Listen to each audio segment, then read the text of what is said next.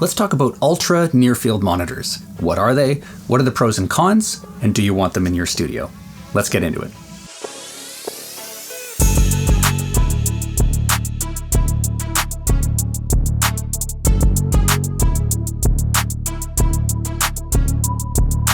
Ultra-near-field monitors are tiny little monitors that you can get super close to. You can work in what's called the close field or the very close field.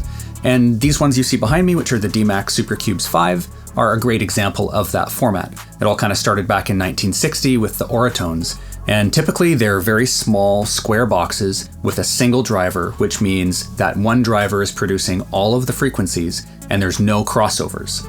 Now, no crossovers is actually one of the advantages because crossovers eventually create some phase smearing of the sound and they can create frequency response issues at the crossover points. So the fact that these speakers have no crossovers is a really significant advantage. The other thing is when you get really close to a monitoring system that has multi-way drivers, it creates problems with the frequency response because you end up perceiving, because of the lower time of flight and less integration time, you end up perceiving sound from each individual driver. So if you take a big three-way main monitoring system, like my Neumann KH420s, and you get within, say, 3 or 4 feet of those, you can distinctly hear the bass, the mid, and the treble all coming from the separate drivers. And if you move a little bit slightly forwards and back or side to side, you can actually hear dramatic frequency response changes, and that makes them totally unsuitable for working on at that distance. So if you're in a situation where you need to be really close, and I'm talking like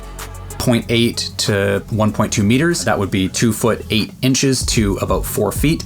That's the range we're talking about. You can have the correct integration time because there is no integration time. There's only one driver, okay? So the distance you are from these monitors makes a really big difference. So a little bit about the history.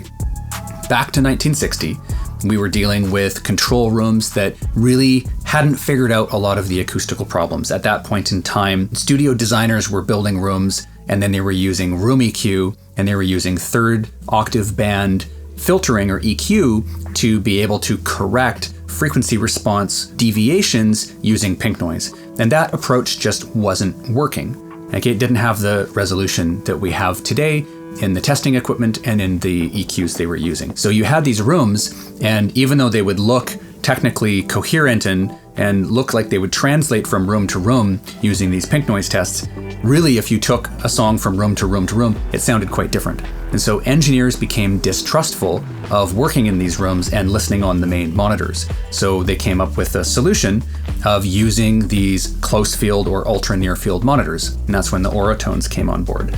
So they were single driver sealed box speakers, just like the DMAX SuperCubes 5, and they allowed you to work within the close field. So you're closer than the critical distance, and you're hearing a much larger proportion of the direct monitor sound to the reflected energy in the room. So you're not fully taking the room out of the equation, but it's about as close to mixing on headphones as you can get while still being in a room because you're way within the critical distance.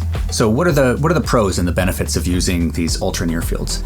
First is they tend to have a really impressive phantom center and a sense of intimacy and closeness from just the actual proximity to the speakers that you don't get on larger, further away midfield systems. A lot of engineers actually really like setting reverbs and time-based spatial effects like delays on these ultra near fields because they can really hear the difference that extra added ambience is making. The other advantage of these ones is that they are extremely inexpensive. They're small, there's not a lot of amplifier on them, and they just don't end up taking up a lot of space in your studio and a lot of your budget. Another big advantage of these is the fact that they actually simulated frequency range restricted systems like radios and car stereos of the time, right? So they gave you an ability to preview what the mix might sound like on systems that your end listener might be listening on. So in today's day and age, they might actually be a good representation of what some Bluetooth systems might sound like. The other big advantage is if you're in an acoustically non-ideal room,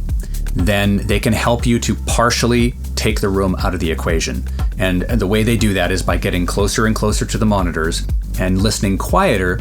You're able to get more of a proportion of the direct sound and less of a proportion of the reflected energy in what you're hearing. So for me, the reason why I chose to go with these monitors in this room is this is an acoustically compromised room.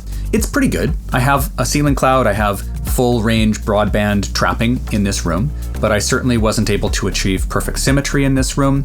I'm firing down the short wall instead of the long wall just because I wanted to look out the window while I was working.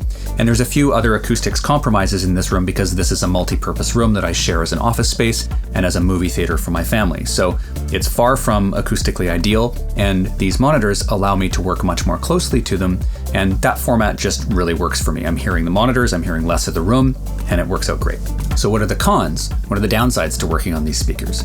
Well, when you have a really convincing phantom center, you usually sacrifice a sense of stereo width, stereo wideness, or envelopment. And that is the case with these. Because you're so close and they're narrower, you don't have the same stereo field, soundstage spaciousness that you do on monitors that are placed further apart and monitors that you're further away from, okay? The other one is an advantage, but it's also a disadvantage, and that's the range-restricted nature.